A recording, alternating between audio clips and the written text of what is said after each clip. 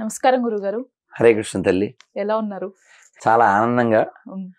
ఆహ్లాదంగా, సంతోషంగా అయోధ్య వెళ్ళి, కాశీ వెళ్ళి, ప్రయాగ వెళ్ళి, నైమిషారణ్యం వెళ్ళి, ఉజ్జయిని వెళ్ళి, మహాకాల్ దర్శనం చేసుకుని, ఓంకారేశ్వర్ వెళ్ళి, నర్మదా స్నానం చేసి, మళ్ళీ రాజమండ్రి వెళ్ళి గోదావరి స్నానం చేసి వచ్చా.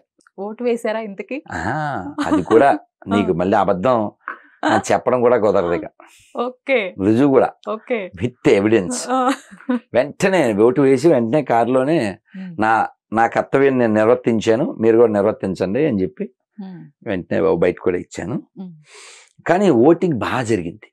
అసలు ఎప్పుడు కని విని ఎరుగని రీతిలో చాలా బాగా 81 అబోవ్ పోలింగ్ పర్సెంట్ నమోదైంది. నేను మీరు నమ్మండి, నేను కారులో ఉన్నాను. అది ఎలక్షన్ ఆఫీసర్ ఎవరో వచ్చి నమస్తే సార్ అన్నారు. నేను కార్డు ఇచ్చాను. సార్ ఎప్పుడన్నా మీకు ఫోన్ చేయొచ్చా అన్నారు. సార్ అందుకే సార్ ఇచ్చాను, చేయండి సార్ అన్నాక ఓటేసారా అన్నారు. లేదు సార్ వెయిట్ చేస్తున్నాను అన్నాను. ఆయన తీసుకెళ్లారు, వెంటనే అయిపోయింది.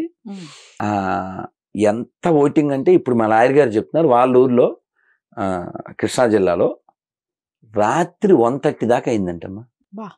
మామూలుగా 6కి ఇప్పుడు క్లోజ్ కదా, రాత్రి 1:30 దాకా ఓటింగ్ అంటే బయట జనం అంట. ఇంకొక ఆయన ఎవరు చెప్పారు, నేను 7ంటికి వేసాను గురుగారు.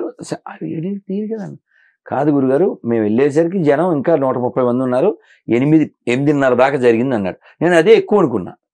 లారీ వెళ్తున్నారు 1:30 అయిందంట. అంటే ఓటర్స్ ఆంధ్రప్రదేశ్లో చాలా ఏమంటారు, ఈ పదం నేను వాడకూడదేమో, మరి కసిగా వేశారు అని చెప్పచ్చేమో అని అనుకుంటున్నాను. చాలా మంది, ఒక ఆయన నాయకైతే నాకు మొన్న వచ్చాను కదా, నేను నా ఎదురుగా ఉన్నారు. సార్ మిమ్మల్ని నేను ఫాలో అవుతాను సార్ అన్నాడు. ఎక్కడి నుంచి సార్ అన్నాను. సింగపూర్ నుంచి అన్నాడు. సరే ఎందుకు వచ్చారు సార్? ఓటు వేయడానికి వచ్చారు సార్. ఓటు అని చెప్పారమ్మా. నేను అన్నాను, మిమ్మల్ని చూసి సిగ్గు తెచ్చుకోవాలి, ఊళ్ళో ఉండి ఓట్లు వేయని వాళ్ళని. అమ్మ ఇప్పుడు మీరు టాపిక్ ఎత్తారు కాబట్టి మాట్లాడేస్తాను. మా లారీ టీంకి చెప్పి వాళ్ళకి టైం ఉంటే చేయిస్తాను నేను, లేకపోతే ఎవరో ఒకరు చేయించాలి. మీరు ఈ వీడియో చూసేవాళ్ళు చేయండి. నేనేం కోరుకుంటున్నా అంటే, ఓటు వేయకపోతే ఎవడైనా సరే వాడికి అన్ని కట్ చేయాలి. 5 ఏళ్ళకు ఒకసారి నువ్వు రాలేవా? కాలు లేనోడు వచ్చాడమ్మా, 2 చేతులు లేవు, కాలు కూడా సరిలేదు, ఆయన కాలుతో ప్రెస్ చేసి ఓటేసాడమ్మా. ఏం మాయరోగం అమ్మా. చాలా ఇక్కడ ఎంత అయిందమ్మా తెలంగాణలో ఓటింగ్ శాతం? ఎంత? చాలా తక్కువ అయింది గురు. తెలుసు తెలంగాణలో, తెలుసు, చాలా తక్కువ. కాదమ్మా, మనం వెయ్యం. ఎవరు శాసించాలనుకుంటున్నారో వాళ్ళు దండిగా, ఆడోళ్ళు కూడా మగోళ్ళు అందరూ వచ్చి ఓట్లు వేస్తారు. నువ్వు శుభ్రం అవ్వాలి, సిస్టమ్ బాగుండాలి అన్నప్పుడు నీ కర్తవ్యం నువ్వు నిర్వర్తించకపోతే, నేను అక్కడికి చెప్పా. అంతకుముందు కూడా రైల్లో ఉన్నప్పుడు కూడా, నేను ప్రయాణంలో ఉన్నాం కదా నర్మదా పుష్కరాలు, చెప్పాను నేను, మీరు ఓటు ఎవరికి వేస్తారో మీ ఇష్టం, కానీ ఓటు వేయండి. గవర్నమెంట్ ఒక రూల్ అయితే తేవాలి, తేకూడదంటారా? ప్రజాస్వామ్యంలో ప్రజాస్వామ్యాన్ని బతికించడానికి కొన్ని రూల్స్ తేకూడదా? ఇప్పుడు ట్రాఫిక్ రెడ్ లైట్ ఉంది, నువ్వు క్రాస్ చేస్తే ఫైన్ వేస్తున్నారు లేదా? ఖచ్చితంగా వెయ్యాలి కదా. Why not? ఓటు ఎందుకు వేయను? అందుకని ఓటు వేయడానికి కావాల్సిన ఫెసిలిటీస్ గవర్నమెంట్ ఇవ్వాలి. వెయ్యినోడిని బయట వేసేది కూడా చేయాలి. అలానే మరి ఓటుకి నోటు తీసుకునే వాళ్ళని, ఇచ్చే వాళ్ళని ఏం చేయాలంటారు? ఇది నైతికతకు సంబంధించిన విషయం. నేను మొన్న ఓటు వేసాక అది కూడా చెప్పాను, ఇది ఓట్ల పండుగే, నోట్ల పండుగ కాదు. ఒకవేళ మీరు తీసుకున్నారే అనుకోండి, నేను విన్నానమ్మా, అది నాకు భలే ఆనందం అనిపించింది. ఊరు ఒక మాట మీద ఉన్నారు, ధర్మం ఉండాలమ్మా, ధర్మం ఉండాలి. అది లేనప్పుడు నీ దగ్గర ఏముంటే ఏంటి? ఊళ్ళో వాళ్ళందరూ ఓట్లు, ఎలక్షన్ వచ్చింది, డబ్బులు ఇస్తారు, మనకు తెలుసు, తీసుకోండి అని ఊళ్ళో వాళ్ళందరూ డబ్బులు తీసేసుకుని అందరూ ఒక చోట వేసేసి రామాలయం కట్టేసుకున్నారు. చప్పట్లు కొట్టదా? ఎక్కడ గురు? ఏదో ఊరు, నాకు తెలదు, మర్చిపోయాను ఎక్కడో.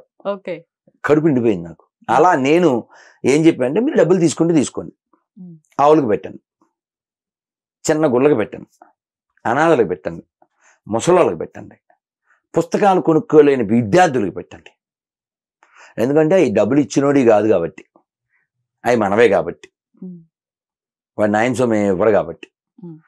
తీసుకోవడం చెడే. ఎవరో ఏదో చెప్పారు, ఏమ్మా కొన్ని మనం కామెంట్లు చేయలేము. 70,000 జీతం వస్తుంది, భార్యకో 70, భర్తకో 70. వీళ్ళు ఆ రాజకీయ నాయకుడి ఇంటికి వెళ్ళి మా ఇంట్లో 4 ఓట్లు 8,000 అని అడిగి తీసుకున్నారు. ఏమిటో మా ఊళ్ళో 10,000 మంది ఉన్నారు, మహా ఒక 5-6 కుటుంబాలు తప్ప అందరూ తీసేసుకున్నారు అని ఆయన ఒక విధమైన విరక్తితో చెప్పాడు. ఈ తీసుకున్న వాళ్ళలో ఆన్సర్ ఏం చెప్తారంటే కొందరు, మనం తీసుకోపోయినా తీసుకున్న టిక్కు పెట్టుకుంటారు వాళ్ళు, మనం అలాగా చెడ్డోళ్ళు అయిపోతాం కదా, అదేదో తీసేసుకుంటే పోతుంది కదా అన్నట్టు వాళ్ళు. అయితే నేను తీసుకోవద్దు అని చెప్పినా అది ఆగదు కాబట్టి తీసుకుని ఆ ధనం మీరు తినద్దు. ఇప్పుడు శివకృష్ణ గారితో మాట్లాడా, సీనియర్ యాక్టర్. వారు ఎప్పుడో 83లో ఆయన హీరోగా పెట్టి ఎవరో 25,000 ఇచ్చి సినిమా తీద్దాం అనుకున్నారు. అంటే 40 ఏళ్ల క్రితం కదా. ఆయన వద్దండి, ఇప్పుడు ఇండస్ట్రీ పరిస్థితి ఏం బాగోలే, అన్ని బాగున్నప్పుడు తీద్దురు అని చెప్పినా కూడా వినకుండా 25,000 ఇచ్చారు. అది చాలా గ్యాప్ వచ్చింది. తర్వాత ఈయన మళ్ళీ ఆయన పిలిచి ఇచ్చేసారట. అదేంటి సార్ అంటే, ఇప్పుడు నీ డబ్బులు నేను పెట్టుకుంటే వచ్చే జనంలో ఏ కుక్కో పిల్లు అయి పుట్టాల్సి వస్తుంది, వద్దు, ఈ మానవ జీవితాన్ని నేను సద్వినియోగం చేసుకోదలిచాను, మళ్ళీ పుట్టదలచలేదు అన్నాడు. అంటే ఏముంది, ఆధ్యాత్మికత ధార్మికత ఉన్నప్పుడు అలాంటి మాటలు అలాంటి ఆలోచనలు వస్తాయి. అందుకని రా అని దాచి అని ఏం దాస్తావు, ఏం దాస్తావు. నిన్న కూడా శంకర జయంతి కార్యక్రమం మన బంగారు శర్మ గారు పిలిస్తే వెళ్ళాను. అక్కడ ఉపన్యాసంలో నిన్న చెప్పాను, మనకి గర్వం వస్తుంది సహజంగా, ఎవరికైనా వస్తుంది, ఏదో ఒక విషయంలో వస్తుంది. ఆ గర్వం వచ్చినప్పుడు నేల మీద నడవడాడు. పదవి వస్తే ఒక గర్వం, మదం అంటారు దాన్ని. మనం చూసాం ఎన్నో, అదే ఏపీ కావచ్చు, తెలంగాణ కావచ్చు, ఆ మాటలు మనం చూడలేదా, వాళ్ళ బిహేవియరు, వాళ్ళ నడకలు, వాళ్ళ మొఖాలు ఇవాళ చూడొచ్చు, ఇంకో 15 రోజుల తర్వాత కూడా చూడొచ్చు. అవి ఎలా మారతాయో, ఎలా మారినాయో, ఎలా మారబోతాయో. ఇవాళ ఏదో వీడియో చూశాను, అబ్బా ప్రేతకాల కొట్టిచ్చేస్తుంది. అసలు అతను పేర్లవే అనవసరం కానీ ఆంధ్రప్రదేశ్లో అంటే మనం ఎప్పుడూ చూడలేదు, బూతులు మాట్లాడటంలో పిహెచ్డి అన్నమాట, బీయింగ్ ఏ మినిస్టర్ అలాంటి వాళ్ళు. సరే వాటి అనుకోండి. ధార్మికత ఉంటే మనిషి గర్వం లేకుండా ఉంటాడు. శంకరాచార్యులు వాళ్ళు చెప్పారు, మా కురు ధన జన యౌవన గర్వం హరతి నిమేషాత్ కాల సర్వం మాయామయమిదం అఖిలం హిత్వా బ్రహ్మపదం త్వం ప్రవిశ విదిత్వా భజ గోవిందం భజ గోవిందం గోవిందం భజ మూఢమతే.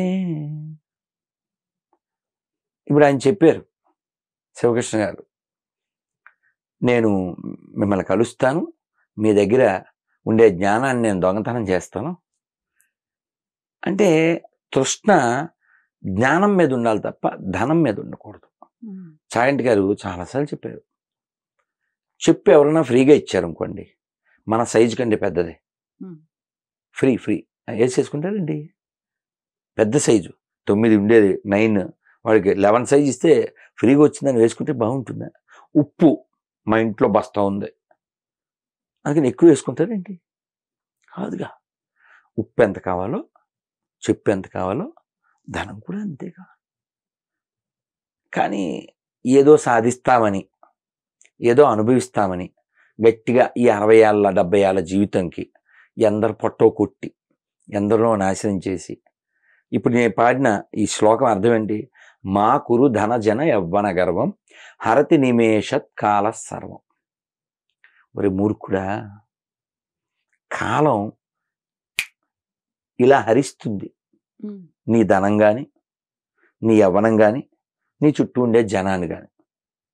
కాబట్టి గర్వం చెందకు. వీటిని చూసి నువ్వు పాటలు పాడకు. రెచ్చిపోదాం బ్రదర్, తర్వాత చచ్చిపోతావు బ్రదర్. వెయిట్ చేస్తున్న మదర్ కప్పెట్టేస్తారు కదా కదా. అందుకని వినే ఉండాలి. మీరు శ్రీభాష్యం అప్పలాచార్యులు వారు పెద్ద ఆయన లేరు, ఎంత ప్రేమగా వినయంగా చెప్తారో. మనిషికి ఉండే 2 పెద్ద చెడు లక్షణాలు మన్యు, కామం. మన్యు అంటే గర్వం. ఈ గర్వానికి ప్రతీక ఎవరు? దుర్యోధనుడు. కామానికి ప్రతీక ఎవరు? రావణాసురుడు. వ్యాస వాల్మీకాదులు ఈ 2 మనుషుల్లోంచి తొలగించడానికి ఎన్నో ఇచ్చి వెళ్ళారు. రామాయణం, రావణాసురుడికి బలం ఎక్కువ, రాముడికి బలం ఎక్కువ? లెక్కేయండి, అనాలిసిస్. రావణాసుడికి ఆర్మీ ఉంది, జనం ఉన్నారు, ఆల్రెడీ పవర్లో ఉన్నాడు, వెహికల్స్ ఉన్నాయి, వెపన్స్ ఉన్నాయి, బలగం ఉంది. రాముడికి తమ్ముడు, కోతులు అంతే. పెద్ద పెద్ద ఏమైనా వెపన్స్ ఉన్నాయా? బాణాలు తప్ప. మరి రాముడు గెలిచాడు. ఎందుకు గెలిచాడు? ధర్మం. పాండవులు 5, కౌరవులు 100 పవర్ కూడా వాళ్ళ చేతిలోనే ఉంది. ఏమన్నా గవర్నమెంట్ వాళ్ళదేగా. యుద్ధం చేసే టైంలో గెలిచింది ఎవరు? పాండవులు. కాబట్టి గవర్నమెంట్ నా చేతిలో ఉంది, పవర్ నా చేతిలో ఉంది, లేకపోతే జనం నా చేతిలో ఉన్నారు. కాబట్టి నేను రెచ్చిపోతాను అంటే తర్వాత చచ్చిపోతావు, తర్వాత పాడుకోవాల్సి వస్తుంది. ఏమున్నదక్కో ఏమున్నదక్కో అని పాడుకోవాల్సి వస్తుంది. కాదు, అసలు అధికారం దేనికి చెప్పండి? అది ఎవరికైనా కావచ్చు, టు సర్వ్ పీపుల్ కదా. ఇప్పుడు ఆయన చెప్పారు, శివకృష్ణ గారు చెప్పారు, 10,000 మందికి ఇల్లు కట్టించి ఇచ్చారట ఈ సినీ కార్మికులకి. 10,000 మందికి, 1-2 కాదు. వారు సెన్సార్ బోర్డు చైర్మన్గా ఉన్నప్పుడు. నేనేమీ కట్టుకోలేదు, ఆ ఇళ్లలో ఒక ఇల్లు నాది కాదు. ఎందుకంటే రామాయణంలో చెప్పారు. అంటే నేనేం చదవలేదని పెద్దలు చెప్పినవి విన్నా అన్నారు. పోనీ మీరు చదవకపోయినా పాటించారు. చదివి పాటించడం వాళ్ళకంటే చదవకుండా పాటించిన వాళ్ళు గొప్ప కదా. రామాయణంలో ఉంటుంది, చివరిలో రామచంద్రమూర్తి ఒక గంట కట్టారు, ఎవ్వరు రాలేదు 11,000 సంవత్సరాల్లో. ఇంకా లాస్ట్ ఇంకా అవతార సమాప్తి ముందు ఒక కుక్క వచ్చి కొట్టింది గంట. కుక్క లక్ష్మణుడు తలుపు తీస్తే దానికి చెవి రక్తం వస్తుంది. దానికి ఫస్ట్ ఎయిడ్ చేసి ఏమిటి సంగతి అన్నారు. అంటే రాములు వారి దగ్గర తీసుకొచ్చారు. అంటే పలానా వాడు నన్ను కొట్టాడండి రాయితో, ఇది కారణం. అంటే వాడిని ఎక్కడున్నాడో తీసుకురమ్మని తీసుకొచ్చారు. మరి వీడికి ఏం శిక్ష వేద్దాం అని రాములు వారు అడిగారు. ఆయన నిర్ణయం తీసుకోలేదు, దాన్ని అడిగారు కుక్కని. రాముడి కాలంలో కుక్కకు కూడా వాల్యూ ఉంది. ప్రజాస్వామ్యంలో మనం చూస్తాం చాలాసార్లు, ఈ అధికారంలో ఉన్న వాళ్ళు ప్రజలను కుక్కలా చూస్తారు. రామరాజ్యం కావాలన్నది అందుకే మనం చాలాసార్లు వింటాంగా, దొరల రాజ్యం అని, ఇంకో రాజ్యం అని వింటూ ఉంటాం. అంటే ఆ పొగరు ప్రజల మీద చూపించకూడదుగా, ఎవరి వలన మనం వచ్చాము కదా. సరే, ఈ కుక్కని అడిగారు ఏం చేద్దాం, ఏం శిక్ష వేద్దాం అంటే, వీడిని ఏదన్నా టెంపుల్కి చైర్మన్ చేయండి అన్న. మళ్ళీ చెప్పు అన్నారు రాములు వారు. కరెక్ట్ అండి, ఏదైనా టెంపుల్కి చైర్మన్ చేయండి, లేదా ఏదైనా బోర్డు మెంబర్ అన్న చేయండి అన్న. ఎందుకు, నువ్వు వేసే శిక్షలా లేదు అన్నారు రాములు వారు. కాదండి, యాక్చువల్ నేను కూడా గత జన్మలో ఒక టెంపుల్ చైర్మన్గా ఉన్నాను, గుళ్ళో సొమ్మతి తినేహాను. సో కాబట్టి ఆ బికమే కుక్క. సో కాబట్టి వీడిని కూడా మీరు ఏదో టెంపుల్కి ఒక చైర్మన్గా వేసేస్తే వీడు కూడా తినకపోతాడా, కుక్క పుట్టపోతాడా, రోడ్డు పక్కన పడుకోపోతాడా, ఏడో ఒకటి తినపోతాడా? అంటే దేవద్రవ్యం తినరాదు. కానీ గుళ్ళో డబ్బులు ఎత్తుపోయి అమ్మ ఒడి, నాన్నబుడ్డి వాడి ఎలా, వాట్ రైట్ యూ హ్యావ్? నేను చాలాసార్లు ఇంతకుముందు కూడా మన ఇంటర్వ్యూలో వేరే ఛానల్స్లో కూడా నేను చెప్పాను, వాట్ రైట్ యూ హ్యావ్? నువ్వు ఇంకో చోట తేవట్లేగా. సెక్యులరిజం పదం వాడడం మానేయండి, అది మానరు. సెక్యులరిజం పదం వాడతారు, గుళ్ళో డబ్బులు పట్టుకుపోతారు. సెక్యులరిజం పదం వాడతారు, హాజ్ యాత్రకు డబ్బులు ఇస్తారు. మసీద్ నుంచి తేలేని రూపాయి, చర్చి నుంచి రూపాయి తేలేవు. మీరు చూడండి, వేములవాడ వెళ్ళాము మనం ఇప్పుడు, లోపల దర్గా ఉంటుంది. మొన్న కూడా ప్రధానమంత్రి గారు మోడీ గారు వెళ్ళారా? ఆ ఫోటోలు ఆవుకి పెట్టడం, ఆ కోడికి చూసాం కదా. అందరూ వెనకాల ఆ వెనకాల దరిద్రం తీసేయండి అని పెట్టారు కామెంట్స్. గుళ్ళల్లో దర్గా ఏంటి దరిద్రం? వేములవాడలో శవం, దర్గాలో ఉండేది శవం.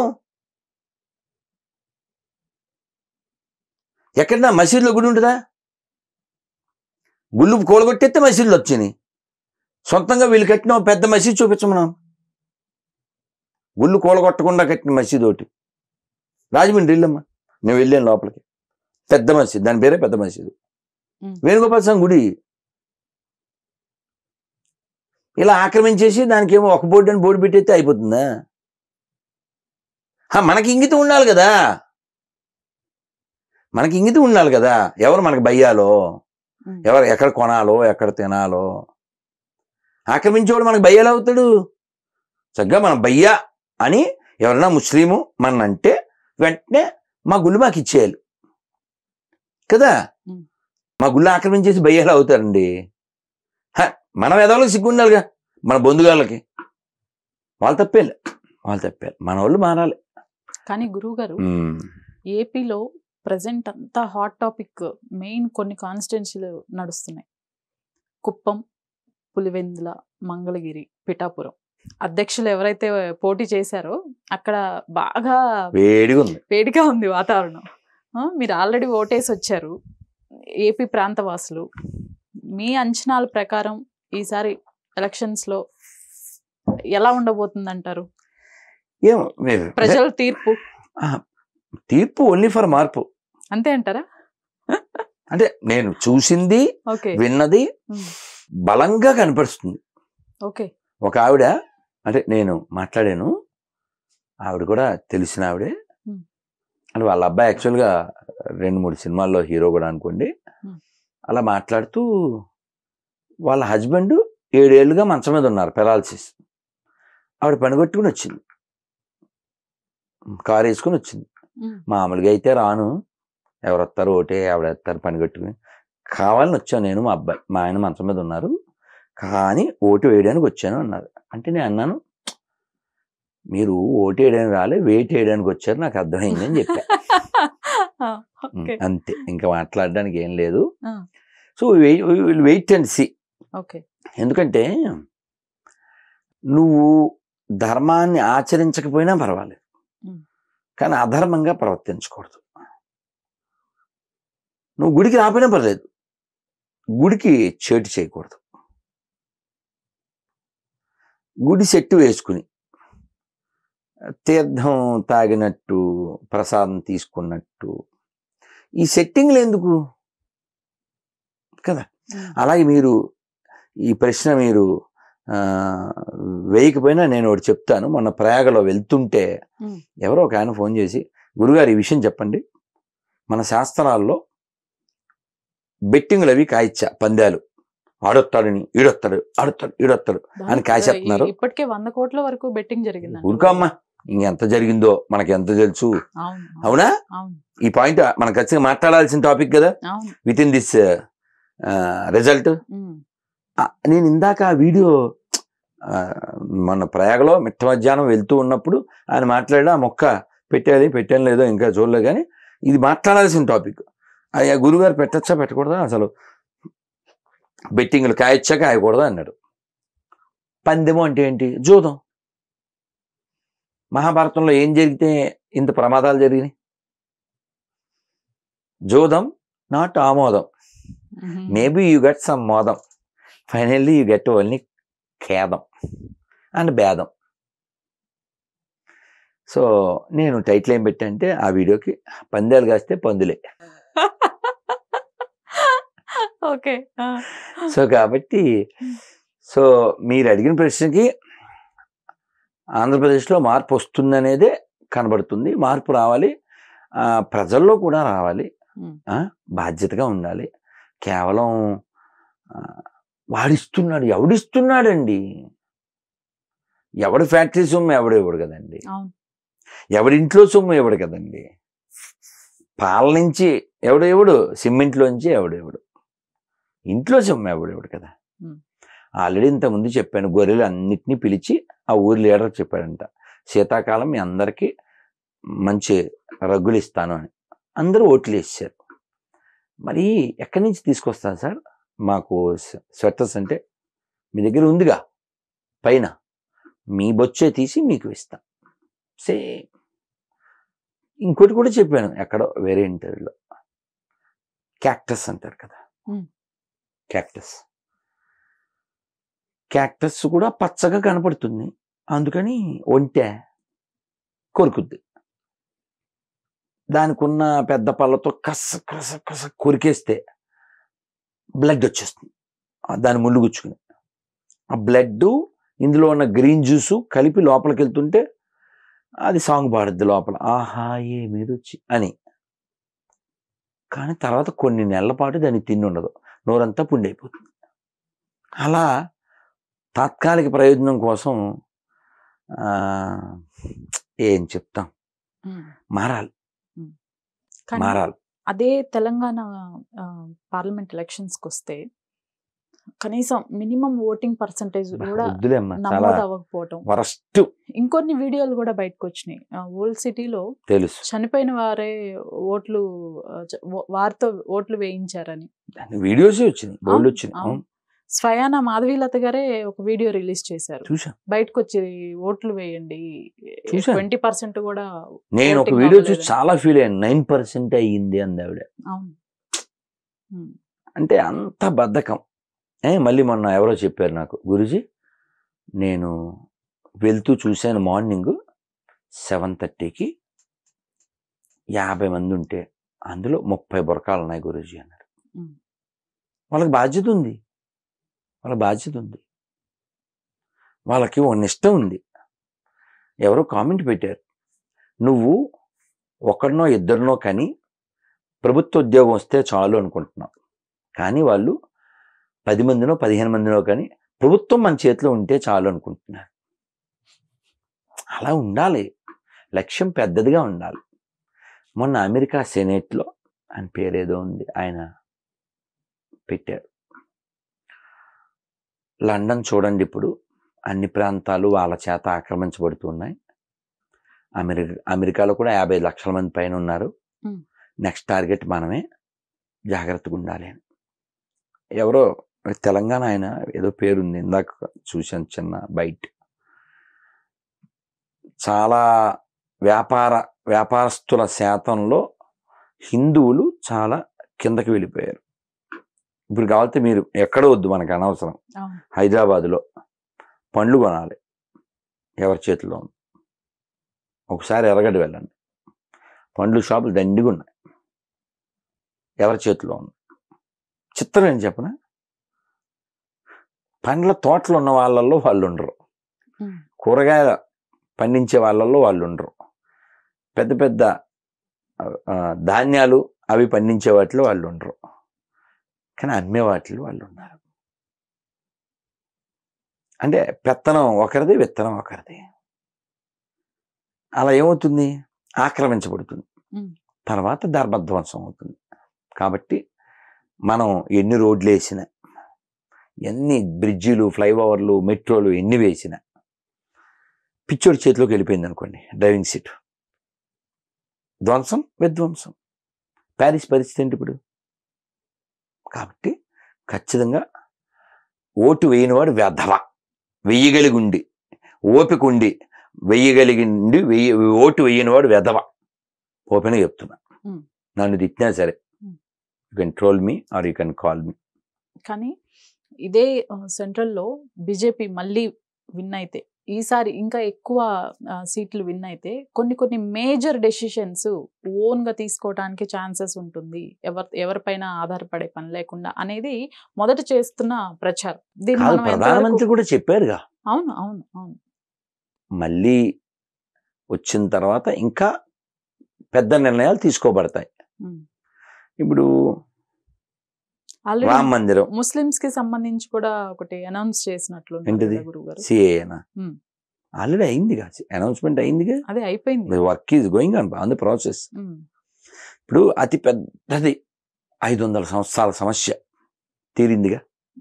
నేను మొన్న ఫిబ్రవరిలో అయోధ్య వెళ్ళా, నిన్న వారం క్రితం కూడా వెళ్ళా, దగ్గరే వెళ్ళి స్వామిని అంటే వీడియో తీసుకోవడానికి అలౌ చేశారు, వీడియో కూడా తీసుకున్నాం, పెట్టడం అవ్వలేదు. ఎందుకంటే అయోధ్య సమస్య క్లియర్ అయింది ఏంటి, వితౌట్ ఎనీ ఒక్క ప్రాబ్లం కూడా లేకుండా. Hmm. కాశ్మీర్ యాక్చువల్ నేను నెక్స్ట్ మంత్ కాశ్మీర్లో ఉండాలి. Oh. పాపం టికెట్లు బుక్ చేసి కానీ క్యాన్సిల్ చేయాల్సి వచ్చింది నాకు వేరే కార్యక్రమం ఉండడం వలన. కాశ్మీర్ వెళ్ళాలని ఆలోచన వచ్చి శారదాపీఠానికి వెళ్ళాలి. ఎప్పుడు శంకరాచార్యులు వారు ప్రతిష్ఠ చేసినటువంటిది. ఇన్నిసార్లు కాశీ వెళ్ళాం, 3 సార్లు అయోధ్య వెళ్ళాం, 3 సార్లు బృందావనం వెళ్ళాం, ద్వారక వెళ్ళాం. కాశ్మీర్ వెళ్ళాలి అనే ఆలోచన ఎందుకు రాలే ఇన్నాళ్ళలో? వెళ్తే వేసేస్తారు. అక్కడ అన్ని పందులే ఉన్నాయి, మనుషులు లేరు, రాక్షసులు, ఇలాంటి పరిస్థితి. ఆ స్థితి నుంచి కాశ్మీర్ వెళ్దాం, ఒక 600 మంది, అందులో నేను ఉండాలి, బట్ తప్పలేదు, మళ్ళీ ఎప్పుడో. సో కాశ్మీర్ సమస్య క్లియర్ అయిందా? పెద్ద పెద్ద సమస్యలు 2, ఎక్కడ వితౌట్ బ్లడ్, ఎక్కడ ఏం అవ్వకుండా, గొడవ లేకుండా, ఎక్కడ పరువు పోకుండా. సిఏ అలాగే దేశంలో ఎక్కడ ఎప్పుడు పెడితే అప్పుడు మనకి బాంబు దాడులు వినపడేవి, అవేమి వినపట్టలేగా. మేము విజయవాడలో బయలుదేరి కాశీ వెళ్ళాం, మధ్యలో పూరి అంటే బైకార్, నేను చెప్పేది లాస్ట్ ఇయర్ బైకార్ వెళ్ళాం. ఛత్తీస్గఢ్, బెంగాల్, ఒరిస్సా, బీహార్, వీటన్నిటి మీదుగా అయోధ్య, కాశీ, పూరి ఇవి చూసుకుని వచ్చాం. మాకెక్కడ రోడ్డు ప్రాబ్లం రాలే. చిన్న కారు అలా ఇజ్జమని వెళ్ళిపోయాం. ఎలా వెళ్ళాం? రోడ్డు బాగుండి పెట్టానా? రోడ్డు ఎలా బాగుంది? వేయబెట్టానా? ఎన్ని రోడ్లు వేసేస్తున్నారు. కాబట్టి మనం శాశ్వతమైన ప్రయోజనం కోసం మంచి లక్షణాలు ఉన్న వాళ్ళకి ఓటు వేయాలి తప్ప పార్టీ వైజ్ ఉండకూడదు. లేకపోతే ప్రాంతము, కులము అలాంటి లో ప్రొఫైల్ ఆలోచన చేయకూడదు. వచ్చే తరం కోసం ఆలోచన చేయాలి. రాజకీయ నాయకుడు వచ్చే ఎలక్షన్ గురించి ఆలోచిస్తాడు, రాజనీతిజ్ఞుడు వచ్చే తరం కోసం ఆలోచిస్తాడు. కాబట్టి నాకో కొడుకున్నాడు, వాడికో కొడుకుంటాడు, వాడికో కొడుకుంటాడు, వాడు తింటాడు, ఇలా ఆలోచించేవాడు దగులుబాజీ. కానీ 140 కోట్ల మంది నా కుటుంబం అనుకునేవాడు హీరో. నేను మా అబ్బాయి వాళ్ళ అబ్బాయి ఇది కుటుంబం అనుకునేవాడు జీరో. మేము 3, 4 మాత్రమే అనుకునేవాడు జీరో. మేము 140 కోట్ల మంది, ఇంకా మాట్లాడితే వసుదైవ కుటుంబం, 700 కోట్ల మంది కుటుంబం ప్రపంచం అంతా. ఆ లక్షణాలు ఉన్నటువంటి వాళ్ళు నాయకులుగా ఉండాలి. అది ఎవరైనా కావచ్చు. అలాగే ఎలక్షను అనేది ప్రజలకి మేలు చేయడం కోసం కొట్టుకుంటే మంచిదే. కానీ అది పగబట్టేసి వీడి పేరు రామాంజనేయులు, ఆడి పేరు నాగాంజనేయులు, ఆ నీడు ఈ నాడు చేసుకుంటాడు. ఇది కేవలం పార్టీల కోసం. ఎప్పుడు లేనంతగా గొడవలు కూడా జరిగినాయి కదా గురుగారు ఏపీలో. అలా తయారు చేశారు. కులం ఆధారంగా మనుషుల్ని చూడడం, భాష ఆధారంగా మనుషుల్ని చూడడం. ఏమన్నా డ్రైవింగ్ వస్తే ఇస్తారా సీటు? మా బామ్మర్దిని ఇచ్చేస్తారా డ్రైవింగ్ సీటు? వాడు చాలా అందంగా ఉంటే డ్రైవింగ్ సీట్ ఇచ్చేస్తారా? చుట్టమైతే డ్రైవింగ్ సీట్ ఇచ్చేస్తారా? కాదుగా. క్వాలిటీ కావాలి, క్వాలిటీ. అందుకని అందరూ మంచి వాళ్ళే, మంచి వాళ్ళని ఎన్నుకోవాలి. అంటే చెడు కూడా కొంత ఉంటుంది, ఉండదని కాదు, అందులో కలియుగం ఇంకా ఎక్కువ ఉంటుంది. కానీ ఈ దేశం రక్షించబడాలి. ఎందుకోసం అంటే ఇది వీరభూమి, ఇది త్యాగభూమి, ఇది కర్మభూమి, ఇది జ్ఞానభూమి, ఇది దేవభూమి, ఇది ఋషిభూమి, ఇది ధర్మభూమి. Not ordinary. ఎన్ని రుజువులండి. మొన్న మీరు చూసారా? ఒక వాసుకి అని పేరు పెట్టారు, ఒక శిలాజం. 4000 సంవత్సరాల క్రితాంది ఒక శిలాజం దొరికిందని ఈ సోషల్ మీడియాలో అంతా వచ్చింది, దాని మీద వీడియోలు కూడా వచ్చింది. ఒక శిలాజం అంటే తెలుసు కదమ్మా? తెలుసు. అది పాముది, చాలా పెద్దదంట, కొన్ని మైళ్ళు ఉందంట. మనకి పురాణాల్లో అమృతం చిలుకుతారే, మందర అనే పర్వతం, ఆ పర్వతానికి ఒక పాముని చుట్టారు. ఆ పాము పేరు వాసుకి. ఈ శిలాజానికి అదే పేరు పెట్టారు. మనకి చరిత్రలో ఇలాంటి చాలా రుజువులు ఉన్నాయి. చాలా అంటే మీరు కార్బన్ టెస్ట్ అది చేస్తే దాని వయసు తెలుస్తుంది. అలాంటి వాటిల్లో ఒక శివుడి విగ్రహం 29,000 సంవత్సరాలట. ఇవన్నీ నేను చెప్పలే, ఆర్కియాలజీ డిపార్ట్మెంట్ వాళ్ళు చెప్పారు. అందులో KK Muhammad, Muslim but great person, ఆయన చెప్పారు. అని ఇంకో మాట కూడా అన్నారు, in India secularism remains until Hindus are majority. అంతే. ఎవరు చెప్పినాను? మహమ్మద్, మాధవరావు కాదు. ఇండియాలో, భారతదేశంలో సెక్యులరిజం హిందువులు మెజారిటీగా ఉన్నంతసేపే ఉంటుంది. మొన్న ఎవరు చెప్పారు నాతో కాదు, సారీ, ఇంటర్వ్యూ కదా, ఏదో బైట్, మన మెగాస్టార్ చిరంజీవి గారు, మంత్రి కిషన్ రెడ్డి గారు వారితో ఏదో బైట్, అందులో ఆ అయోధ్య రామ మందిర ప్రతిష్టకి చిరంజీవి వాళ్ళ ఫ్యామిలీ వాళ్ళు వెళ్ళినప్పుడు వాళ్ళ కారు హైర్ చేసుకుంటారు కదా, డ్రైవర్ ముస్లిం అంట. ఓకే, ఏమిటి ఎలా ఉందని ఈయన హిందీలో అలా కాన్వర్సేషన్లో అడిగితే, సార్ చాలా బాగుంది సార్ అంటే, అదేంటి మీకు వ్యతిరేకం కదా అన్నారట చిరంజీవి. లేదు సార్, మాకెప్పుడు ఒక టెన్షన్ ఉండేది, ఎప్పుడు 144 పెడతారా, ఎప్పుడు గొడవలు అవుతాయా, ఎప్పుడు ఇబ్బంది వస్తుందా అని ఉండేది. ఇప్పుడు ఫ్రీ అయిపోయాను సార్, హ్యాపీగా నా కారు నడుపుకుంటున్నా. ఇక్కడ అందరికీ బోల్డ్ మందికి, దాదాపు 20,000 మందికి ఉపాధి వచ్చింది ఈ రామ మందిరం కారణంగా. మేము తింటున్నాను సార్, మా పిల్లలు హ్యాపీగా వాళ్ళ చదువులు చదువుకుంటున్నారు సార్. ఇంకో ముస్లిం ఎవరో చెప్పారు, అంతకుముందు మమ్మల్ని రామ మందిరానికి వీళ్ళే అడ్డంకి అని చూసేవాళ్ళు, ఇప్పుడు మా మీద ఆ అనుమానపు దుక్కులు లేకుండా చేశారు అని. కాబట్టి పాజిటివ్ ఉంది, ఆ పాజిటివిటీని మనం పెంచుకుంటూ వెళ్ళడమే. అదేదో ఎప్పుడు చెప్పారుగా, ఆ గోడ మీద ఒక చుక్క పెట్టి నీకేం కనబడుతుంది చిన్నప్పుడు. అయితే ప్రతి చిన్నపిల్లడు ఏం చెప్తాడు, ఆ డాక్టే చెప్పాడు, ఎవడో బుద్ధిమంతుడు చెప్పాడు, సార్ చాలా విశాలంగా తెల్ల ప్రదేశం చాలా ఉంది. మనం ఆ తెల్లని, ఆ చల్లని ప్రదేశంగా ఈ ప్రపంచాన్ని మార్చుకొని చిన్న లైఫ్ వెళ్ళాలంతే. గురువుగారు, మార్పు కోసమే ఓటింగ్ జరిగింది అనేది ఇందాక మీరు చెప్పారు ఒక పాయింట్. కానీ జగన్ గారు లాస్ట్ టైం ఒక ఇంటర్వ్యూ జరిగినప్పుడు కూడా ఆయన స్వయంగా నేను చాలా పోర్ట్లు కట్టించడం జరిగింది, ఇంత డెవలప్మెంట్ చేశాను, ఇన్ని పోర్ట్లు కట్టించాను అని చెప్పేసి ఆయనే స్వయంగా చెప్పడం జరిగింది. కొన్ని కట్టించారు కూడా. దీనిపైన ఏమంటారు మీరు? వాస్తవానికి అది ఏ ప్రభుత్వం అయినా, అది కేంద్ర, రాష్ట్ర, లేకపోతే ఒక పార్టీ, ఏ పార్టీ వాళ్ళైనా, వాళ్ళకి అప్పగించిన బాధ్యతే రాష్ట్ర దేశాల అభివృద్ధి, రక్షణ. అమ్మకి అన్నం పెట్టి, నేను మా అమ్మకి అన్నం పెట్టాను చూడండి కావాలితే అని చెప్పడం ఎంత దోషమో, మేము ఇది చేసాం అని చెప్పడం కూడా దోషమే. ఎందుకంటే అది చేయడం కోసమే నేను కూర్చోబెట్టాం. అయితే దురదృష్టం ఏమిటంటే, ఇప్పుడు ఒక వీడియో చూసాం, ఆయన ఎవరో మరి, ఆయన ఒక ఇంటర్వ్యూలో చాలా స్పష్టంగా చెప్తున్నారు, ఈ పోర్టుల ద్వారా పెద్ద పెద్ద కంటైనర్లో 7 లక్షల కోట్లు ధనమే ఆయన తరలించాడని. ఈయన ఎవరో, నమస్తే లక్ష్మి గారు అండ్ లోకేష్ గారు. నమస్తే అండి. ఓకే, లోకేష్ గారు, నిజంగా అంటే జగన్మోహన్ రెడ్డి గారు ఇప్పుడు అందరూ నాయకులు వెళుతూ ఉంటారు, ఏదో కార్యక్రమానికి వెళుతూనే ఉంటారు. పవన్ కళ్యాణ్ గారికి కూడా చాలా పెద్ద బిగ్గెస్ట్ అవార్డు, యూనివర్సల్ అవార్డు ఏదో రాబోతుంది. సో వాట్ ఎవర్, ఇందులో ఈ పర్సన్ ఎవరైతే ఈ లెఫ్ట్ సైడ్ ఉన్నారో వారెవరో నాకు తెలియదు. మొత్తానికి 1 పర్సన్ ఫ్రమ్ యూకే, ఇంకొక ఆయన ఎవరో. వారి అభియోగం మరి, అంటే వారు చాలా స్ట్రాంగ్ గా చెప్తున్నారు, నీరు పల్ల మెరుగు నిజం దేవుడు ఎరుగని చెప్పారు.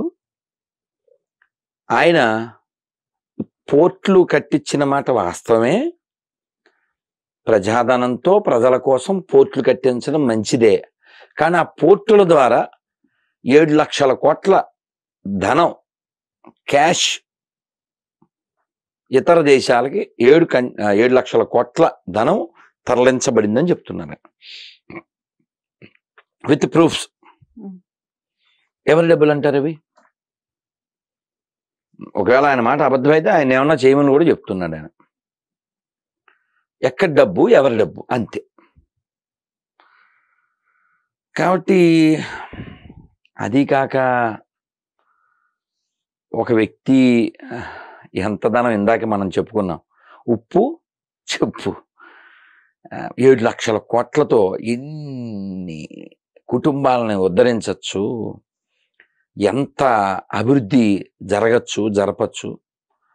కానీ మనిషిలో ఉండేటువంటి లోభం ఎంత నాశనం, ఎంత నష్టం చేస్తుంది. కాబట్టి పోర్ట్లు ప్రజల అభివృద్ధికా, లేకపోతే ఆయన చెప్పినట్లు కంటైనర్లు దేశాలు దాటించడానిక? భగవంతుడు ఉన్నాడు. ఖచ్చితంగా కర్మ యొక్క ప్రభావం మనం చూస్తాం. ఎందుకంటే గుణమే ప్రధానంగా జీవించాలి అని చెప్పేటువంటి ధర్మంలో, దేశంలో మనం బతుకుతున్నాం. ఇందాక చెప్పుకున్నదే, మాకూరు ధనజన యవ్వన గర్వం. పదవి, ధనము, యవ్వనము, జనము ఏది శాశ్వతం కాదు. తండ్రి ఎలా వెళ్ళాడు, తాత ఎలా వెళ్ళాడు, బంధువులు ఎలా వెళ్ళారు, మనం ఎలా వెళ్తాం. కాబట్టి సంపాదించాలి, కానీ ధనాన్ని కాదు. శరీరం పడిపోయిన తర్వాత కూడా ఉండాలి ఒక వ్యక్తి, అంత బాగా జీవించాలి. మనం ఎవరు పెద్ద వాళ్ళ గురించి మాట్లాడుతున్నాం. శంకరాచార్యుల వారికి ఆస్తి ఉందా? రామానుజాచార్యుల వారికి ఆస్తి ఉందా? మధ్వాచార్యులు, వల్లభాచార్యులు, నింబార్కాచార్యులు అందరూ. పోనీ అల్లూరి సీతారామరాజు ఆస్తి గురించి మనం డిస్కస్ చేస్తామా? సావార్కర్ ఆస్తి గురించి మాట్లాడతామా? త్యాగధనులు, వాళ్ళు ధనవంతులే, కానీ త్యాగమే ధనంగా కలిగిన వారు. మరి 7 లక్షల కోట్ల ప్రజార్థం దోచుకుని వెళ్ళి ఒక వ్యక్తి ఏం చేస్తాడు? కాబట్టి వారి అభియోగం తప్పు అయితే మనం ఆనందపడదాం. ఎందుకంటే ప్రజల సొమ్ము నష్టపోలేదు కాబట్టి కోరుకుందాం. వారి మాట నిజమైతే ఆ డబ్బులు వెనక్కి రావాలని, రాష్ట్ర ప్రయోజనాలకు ఉపయోగపడాలని కోరుకుందాం. ఎందుకంటే నేను ఎప్పుడు చాలామంది మనం సోషల్ మీడియా ఆధారంగా వింటూ ఉన్నాం. అంటే మనకి కొన్ని ఎవిడెన్స్లు అయితే జీవోల ద్వారా తెలుస్తాయి, ఎంతెంత డబ్బులు ఏ దేవాలయాల నుంచి పట్టుకెళ్ళారు అని. కొంచెం నేను కటుగా చెప్తాను, ఎత్తుకెళ్ళారు అని చెప్తుంటా. ఎందుకంటే you don't have right to know. ఎప్పుడో ఒక 2 ఏళ్ల క్రితం ఏదో ఒక జూమ్ మీటింగ్ ఏదో ఛానల్లో, any government, that may be this or that, any government is a watchdog అన్నాను నేను. ఇంకా వేరే వాళ్ళు ఉన్నారు ఆ కాన్వర్సేషన్లో. వెంటనే ఆ పార్టీ కుక్క బౌ అని మీదకి వచ్చాడు. మమ్మల్ని కుక్క అంటాడు, నువ్వే కుక్కవే అని. మిగిలిన యాంకరు అందరూ సంధాయించారు. నిన్నేం అనలేదు నాయన, గవర్నమెంట్ అంటేనే వాచ్ డాగ్ అని చెప్పారు ఇంగ్లీష్లో, అంతే. ఆయన నిన్ను కుక్క అనలేదు, కానీ ఇంకా మనసులో వాడు ప్రూవ్ చేసుకున్నాడు కుక్క అనేది వేరే కదా. సో ఇలాగా అసలు అదేదో మనము బాసు అనే ఫీలింగ్లో ఉన్నారు. రాములు వారు రాజరికం, కానీ ఆయనకి ఆ బాస్ ఫీలింగ్ లేదు. ఇది ప్రజాస్వామ్యం, అంతా బాస్ ఫీలింగులు. చాలా చిత్రమైన ప్రజాస్వామ్యం కదా. కానీ గురువు గారు, మీరు మీలాంటి భావజాలం కలిగిన కొందరు వ్యక్తులు కలిసి ఒక సంస్థను ఏర్పాటు చేస్తున్నారు అనేది విన్నాను. ఇది ఎంతవరకు నిజం? కారణం ఏంటి? కారణం ఏం లేదు తల్లి. నేను మీకు తెలుసు, నేను ఎప్పుడు ఫీల్డ్లో ఉంటాను, ఎప్పుడు ఎక్కడో చోట కార్యక్రమం వెళ్తూ, ప్రయాణం చేస్తూ, ప్రవచనం చేస్తూ ఉంటాను. చాలామంది మనకు కలిసినటువంటి ఒకే భావజాలం కలిగిన వాళ్ళం కదా. అందరూ వ్యక్తులుగా కాకుండా ఒక శక్తిగా దేశం కోసం, ధర్మం కోసం, మన దేవాలయాల కోసం పనిచేస్తే సమిష్టిగా బాగుంటుందని చాలా మంది ఆలోచనలు, చాలా సంస్థల వాళ్ళు, మన హిందూ బంధువులు చెప్పడం, ఆ కారణాల చేత మనం ఈ దేశ ధర్మాల కోసం ఇంకాస్త విస్తృతంగా గట్టిగా పనిచేయడం కోసం త్వరలోనే ఒక ఏర్పాటు జరగబోతుంది. అతి త్వరలో జరుగుతుంది. కానీ చాలా మంది భక్తులు లేకపోతే మీ ఫాలోవర్స్, మీ ఫ్యాన్స్ అనుకోండి, ఒక రకంగా రాధా మనోహర్ దాస్ గారు రాజకీయాల్లోకి వస్తే మంచి జరుగుతుంది, ఏమిటి మీ అభిప్రాయం? చాలా మందికి మొన్న ఎక్కడ ఎవరో పోలీసులు కలిశారు, ఎక్కడ ఏ ఊర్లోనో, ఈ తిరిగే ప్రయాణంలో గుర్తులేదు కానీ ఎక్కడ ఎయిర్పోర్ట్లో ఇక్కడే వాళ్ళు ఎవరో తీవ్రవాద ఈ అక్రమ చొరబాటుదారులు వస్తారుగా, వాళ్ళని అక్కడ కూర్చోబెట్టేసి నా దగ్గరికి వచ్చారు సెల్ఫీ కోసం. సార్ వాళ్ళు విదేశాల నుంచి వచ్చారు, ఏమైనా అనే కంట్రీ ఉందిగా, అక్కడి నుంచి వచ్చేసారు, వాళ్ళని తిరిగి పంపించేస్తున్నాం గురూజీ, సో మమ్మల్ని సెక్యూరిటీ పంపించారు, సెల్ఫీ కోసం వచ్చారు. ఎస్ఐ ఎవరు మొత్తానికి వాళ్ళు మాట్లాడుతూ మీ ఇంటర్వ్యూలు మీవన్నీ చూస్తుంటాను, ఒక్కో మాట AK-47లో ఉంటుంది గురూజీ, అది ఇది అని వాళ్ళ సంతోషం చెప్తూ ఉన్నారు. ఇప్పుడు ఇలాంటి భావజాలం అంటే చాలామందికి చాలా చెప్పాలని ఉన్నా చెప్పడానికి చాలా భయం చేత, మొహమాటం చేత, లేదంటే ఏమన్నా అయిపోతుందేమో, నా మీద కేసులు అవి పెట్టారు మన గవర్నమెంట్, ఇక్కడ అక్కడ కూడా, తెలంగాణలో ఉంది, ఆంధ్రలో కూడా ఉంది. మీకు తెలుసు, లాస్ట్ ఇంటర్వ్యూలో మీరే చెప్పారు కదా, చెప్దాం అనుకున్నా ఇందాక అంజబాబు గారికి, మీ ఇంటర్వ్యూ ఎఫెక్ట్ నాకు ఒక కాల్ వచ్చింది. శంకర కళ్యాణ్ తెలుసు కదా, లాయర్, అంతకుముందు వారు చాలా తెలుసు కదా, ఇప్పుడు కొంచెం పక్క ఉన్నారు, వారు మాట్లాడట్లేదు కానీ చాలా గట్టిగా మాట్లాడతారు, చాలా స్ట్రాంగ్గా. ఆయన ఫోన్ చేశారు, గురూజీ ఇంటర్వ్యూ చూశాను, ఇలాగా టీటీడీ వాళ్ళు వెబ్సైట్లో ఇది, వాళ్ళు ఎవరు అసలు మిమ్మల్ని రానివ్వకుండా చేయడానికి అది ఇది, మిమ్మల్ని కనుక్కుని దాని మీద డిసిషన్ తీసుకుందామని చేశాను, చూడన్నా మంచిది, శంకర తీసే టీటీడీ వంకర, మనకున్నాడు శంకర చెప్పాను. సో అంటే దాని యొక్క స్పందన వచ్చింది. సరే, మీరు ఇప్పుడు అడిగిన ప్రశ్నకి మంచి చెయ్యాలి అని మనకుంటే సరిపోదు, మంచి చెయ్యాలనుకునే వాళ్ళని ముందుకి మొన్న గంగాధర శాస్త్రి గారు మాట్లాడుతూ చెప్పారు, ధర్మం దేశము రక్షించబడాలి అని ఎవరైనా ప్రయత్నం చేస్తే వాళ్ళని రక్షించుకోవాల్సిన బాధ్యత కూడా మనకుందిగా. ఎప్పుడో ఒక వీడియో చూశాను, మన అసదుద్దీన్ ఓవైసీ ఆయన చెప్తున్నాడు, హమేషా మోడీ నై రహేగా, హమేషా యోగి నై రహేగా. సరే, వాళ్ళు లేకపోతే ఏమిటి, ఆ లెగసీ కంటిన్యూ ఎలా చేయాలి అంటే, వాళ్ళు ఏదో మనకి కట్టుబానిసలో వాళ్ళు పని చేసేస్తారు, మన పని మనం చేసేసుకుంటామా? కాదు కదా. అల్లు సీతారామరాజుకి ఏం పని, పెళ్లి చేసుకోకుండా జీవిత త్యాగం చేయడం. కాబట్టి ఎవరి స్థాయిలో వాళ్ళు ధర్మం కోసం పనిచేయాలి, దేశం కోసం పనిచేయాలి.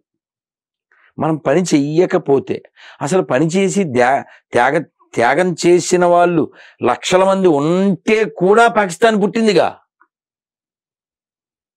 ఎన్ని త్యాగాలు చేస్తే కూడా పాకిస్తాన్ పుట్టింది, లక్షల మందిని చంపేశారు.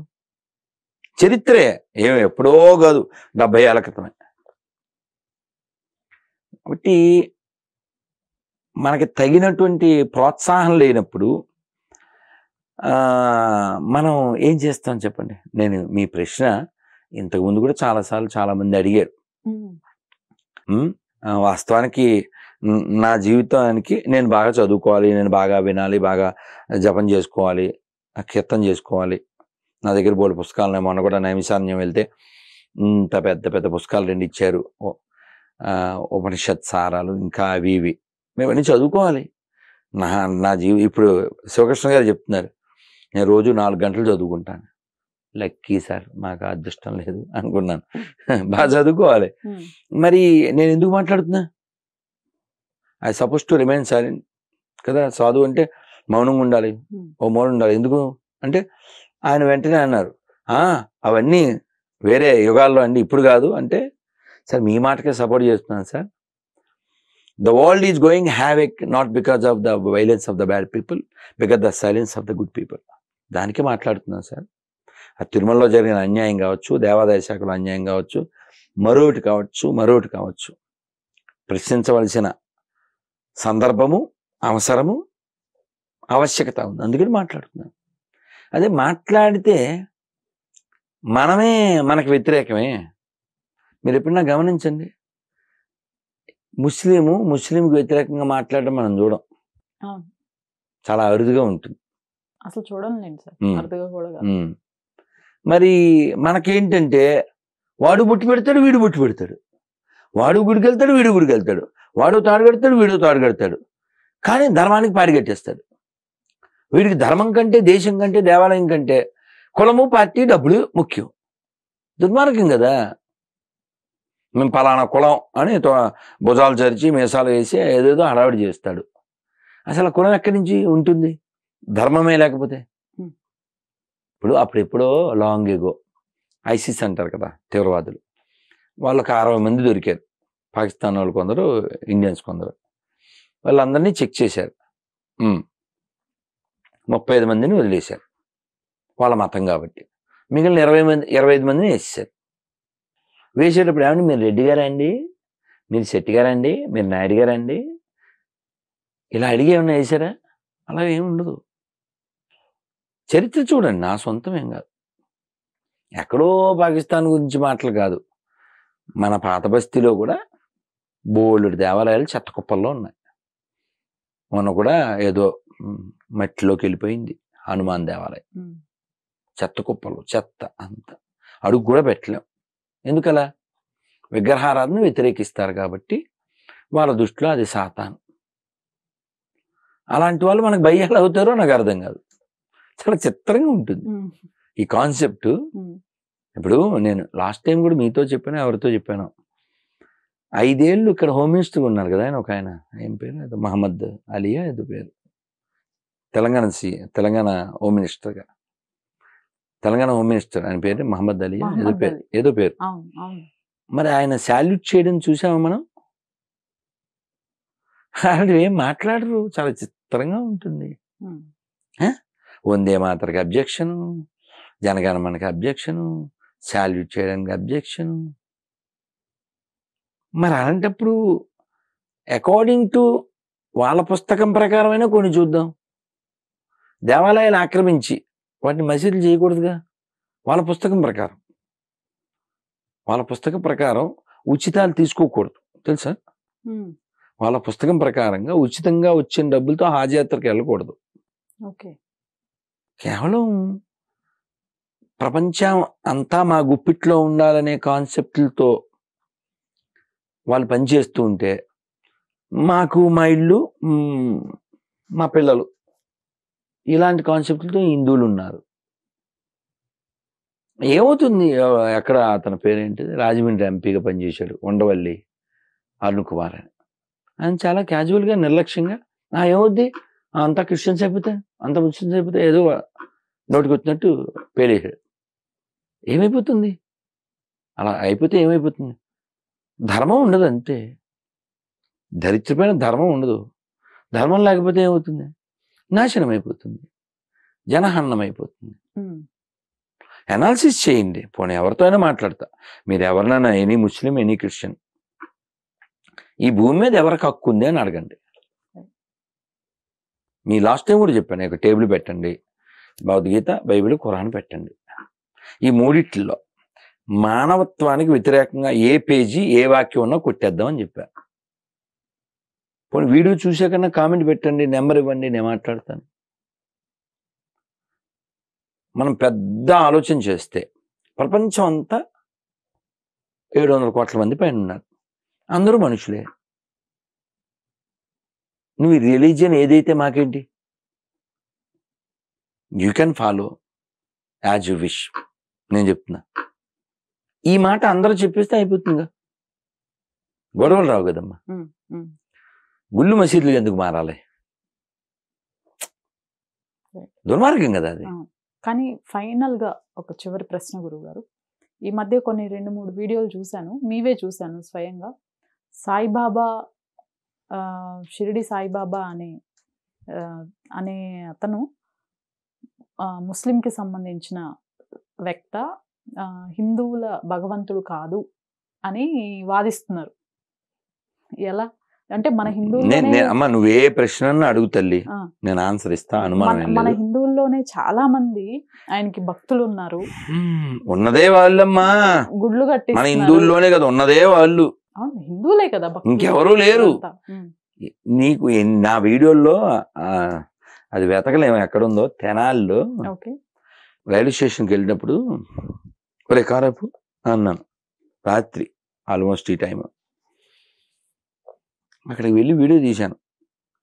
ఏమని మాట్లాడని చెప్పనా, అటు తిరిగి ప్రియా హిందూ బంధువులరా మీకు ఇప్పుడు దరిద్రం చూపిస్తా అని కెమెరా తిప్పాం. ఓ విషయం చూపిస్తా, ఓ చిత్రం చూపిస్తా అనలే, ఒక అద్భుతం చూపిస్తానులే, ఒక దరిద్రం చూపిస్తా అని కెమెరా తిప్పాం. ఏంటి తిప్పి మధ్యలో గుడి, పక్కనే మసీదు, పక్కనే చర్చి, ఈ షేప్లో సాయిబాబా గుడి కాలు చూపిస్తా. చిత్తూరులో కూడా ఒక ఆయన నాకు పెట్టాడు. ఈ ఏ ముస్లిం అయినా పిలిచి మొక్కుతావా అని అడగండి, కాల్ చేస్తా, చేయమంటే చేస్తా. ఏ ముస్లిం అయినా సాయిబాబాను మొక్కుతాడా? యాక్సెప్ట్ చేస్తాడా? లేదు. అంటే వాళ్ళకి అక్కర్లేదు, పాయింట్ 1. ఓకే, క్రిస్టియన్ ఏమన్నా యాక్సెప్ట్ చేస్తాడా? వాళ్ళకు కూడా అక్కర్లేదు ఇతను. పోనీ ఆయన నోరిప్తే ఏమనేవాడు? అల్లా మాలిక్ అనేవాడు. సబ్కా మాలిక్ ఏక్ హై అంటే అందరికీ ఒకడే దేవుడు. మాలిక్ అంటే కాపరి అనొచ్చు, లేదా బాస్ అనొచ్చు అనుకోండి. సరే, అందరికీ ఒకడే. ఎవరు అతను? సబ్కా మాలిక్ ఏక్ హై, అల్లా మాలిక్ హై అంటే ఏంటి అర్థం? ఏం మాట్లాడతాం? పోనీ అవైదికమైంది ఏది మనం స్వీకరించకూడదు. అవైదికం అంటే ఏంటి? వేదానికి సంబంధం లేనిది. ఇప్పుడు శంకరాచార్య వారు ఎందుకు వచ్చారు? అవైదిక మతాలను ఖండించడానికి వచ్చారు ఆయన.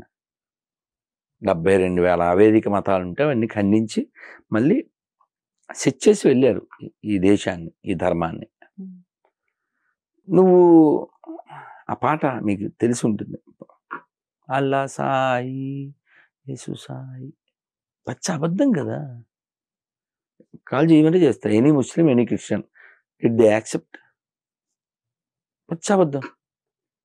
నువ్వు పేరుకి ముందో వెనకో అది పెట్టేసి అలా రీమిక్స్ చేసేసి మళ్ళీ ఫేసులు మార్చేసి, ఇంకా దారుణం ఏంటంటే విజయవాడలో నేను అప్పుడెప్పుడు పాట కూడా పాడాను. ఏం పాడతాను, హర్ట్ అయిపోతారు, చెబితేనేమో ఫీల్ అయిపోతారు.